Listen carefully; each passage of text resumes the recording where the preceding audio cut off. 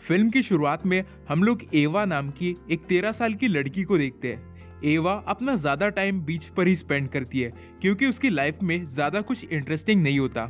एक दिन एवा देखती है कि बीच में कुछ लोगों के बीच झगड़ा हो रहा होता है। वहां पर एक लड़का भी होता है जिसका नाम होता है हुआन। हुआन 18 साल का होता है और एवा को हुआन पर क्रश होता है।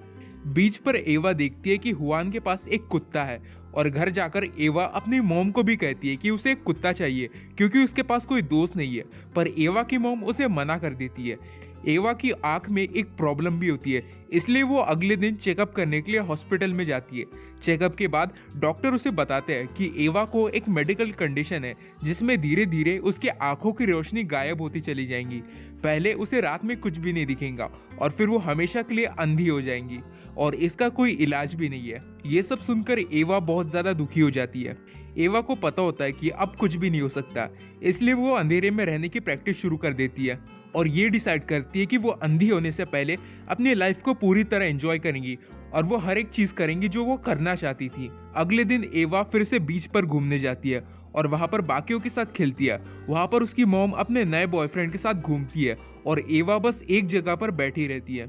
शाम को एवा हुआन का पीछा करती है। हुआन जब एक डिपार्टमेंट स्टोर में जाता है तब वो अपने कुत्ते को बाहर में बांध कर जाता है। जब हुआन का अपने कुत्ते पर ध्यान नहीं होता तब एवा उसके कुत्ते को चुराकर वहां से भाग जाती है। एवा उस कुत्ते का नाम लूपो रख देती है और उसे अपने घर के अंदर अपने रूम में छुपा देती है। इसके बाद से एवा अपनी आंखों पर पट्टी बांधकर चलने की प्रैक्टिस करती है। एक दिन घर वापस जाने के बाद उसे बहुत डांट पड़ती है क्योंकि वो अपनी छोटी बहन को घर में अकेला छोड़कर चली गई थी। एक दिन ऐसे ही वो पट्टी बांधकर घूमती रहती है, तब लूपो उसे बीच के एक खाली इलाके पर लेकर जाता है जहां आसपास कोई भी नहीं होता। यहाँ पर एवा अपने आंखों पर पट्टी बांधकर अपने पूरे कपड़े उतारती है और बिना कपड़ों के पानी में जाने की कोशिश करती है। बहुत देर पानी में खेलने के बाद जब वो अपने आंखों की पट्टी खोलती है तब तक शाम हो चुकी होती है। एवा जल्दी से कपड़े पहनने जाती है और देखती है कि हुआन बहुत देर से उसे वहीं पर बैठकर देख रहा था। तब एवा शर्मा कर अपने कपड़े उठाकर वहां से दूर भाग जाती है। उस रात एवा को एक बुरा सपना आता है जिसमें उसकी मॉम अपनी बच्ची को रोता छोड़कर अपने बॉयफ्रेंड के साथ इंटीमेट हो रही होती है। इसके बाद एवा फिर से उस बीच के खाली इलाके में जाती है और वहां उसे हुआन का एक बंकर मिलता है। उस बंकर के अंदर एवा को एक राइफल भी दिखती है जिसे देखकर एवा वहां से भाग जाती है। एक दिन एवा और उसकी मॉम बाहर में बहुत देर तक घूमने जाते हैं। शाम को जब वो लोग घर में वापस आते हैं तब उनके घर में लूपो बेहोश पड़ा होता है और उसके पैर में बहुत चोट लगी होती है जिसकी वजह से उनके पूरे घर में खून फैल गया होता है। एवा की मॉम लूपो की चोट पर पट्टी बांध देती है। तब एवा को लगता है कि हुआन को भी कुछ हुआ होगा, इसलिए वो बीच पर जाती है। वहां पर हुआन बेहोश पड़ा होता है और उसके पेट में किसी ने चाकू से वार किया होता है। एवा उसे उसके बंकर में लेकर जाती है। वहां पर हुआन को होश आता है पर उसकी चोट के कारण वो ठीक से बात नहीं कर पाता। वहां पर बहुत अंधेरा हो गया होता है और एवा को अंधेरे में कुछ दिखाई भी नहीं देता, इसलिए वो घर वापस जाने की जगह हुआन के साथ उसके बंकर में ही सो जाती है। अगले दिन एवा अपने एक दोस्त के साथ घूमती है और उसे किस करने कहती है। इसके कुछ दिन बाद एवा की मॉम अपने बॉयफ्रेंड के साथ फिर से इंटीमेट हो रही होती है।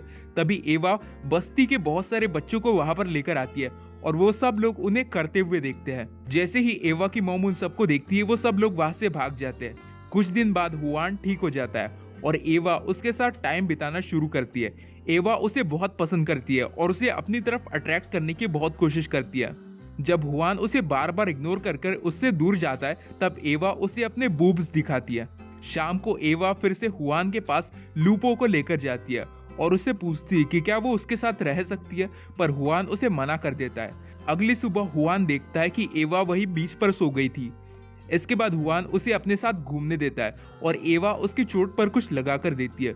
फिर वो लोग अपने पूरे कपड़े उतारकर हुआन की राइफल का यूज करके बीच के लोगों को लूटना शुरू करते हैं और बंकर में जाकर छुप जाते हैं, इसलिए कोई भी उन्हें नहीं पकड़ पाता। रात में वो लोग जब बैठे होते हैं तब एवा उसे बताती है कि उसे रात में कुछ भी दिखाई नहीं देता। तब हुआन उसे अपने पास बुलाता है और किस करता है और फिर वो दोनों भी इंटीमेट होते हैं। अगले दिन बीच पर घूमने वाले पुलिस वाले उन्हें देखकर हुआन को अरेस्ट कर लेते हैं क्योंकि वो एक एडल्ट होने के बाद भी एक 13 साल की लड़की के साथ सोया था। तभी एवा हुआन की राइफल से उन पुलिस वालों को धमकाती है और हुआन को छुड़वा लेती है। फिर वो दोनों वहां से दूर चले जाते हैं। वो दोनों एक बाइक चुराकर उस बीच से बहुत दूर भाग जाते हैं। इसके बाद वो दोनों एक बंद पड़े बार में जाते हैं। वहां पर हुआन उसे बताता है कि वो अपने ग्रुप के साथ एक शादी में आया है। हुआन एवा को बताता है कि उसके और उसके ग्रुप के बीच जेसिका नाम की लड़की को लेकर एक लड़ाई हुई थी, जिसे हुआन पसंद भी करता है। पर अभी उसी लड़की की शादी होने वाली है, पर हुआन उसकी शादी को रोकना चाहता है। और इसी बीच उन लोगों में लड़ाई हो गई, जिसमें उन लोगों ने हुआन को चाकू से मारा और लूपो पर भी वार किया था। एवा और हुआन वहां पर पूरी तरह अकेले होते हैं, इसलिए वो दोनों फिर से एक दूसरे के साथ सोते हैं। इसके बाद एवा प्लान बनाती है कि वो हुआन की मदद करेंगी और उसके ग्रुप के पास जाकर उसका सामान लेकर आएंगी। हुआन बताता है कि कुछ दिन बाद जेसिका की शादी होने वाली है और एवा को वहीं पर घुसकर हुआन का बैग लेकर आना होगा।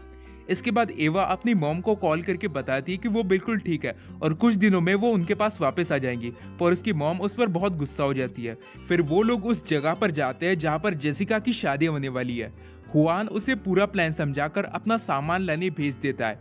एवा वहां पर जाकर एक नौकर बनने का नाटक करती है और तभी वहां पर बहुत सारे पुलिस वाले एवा और हुआन को ढूंढते हुए आते हैं और वो लोग किसी रीजन से जेसिका के हस्बैंड को भी पकड़कर ले जाते हैं।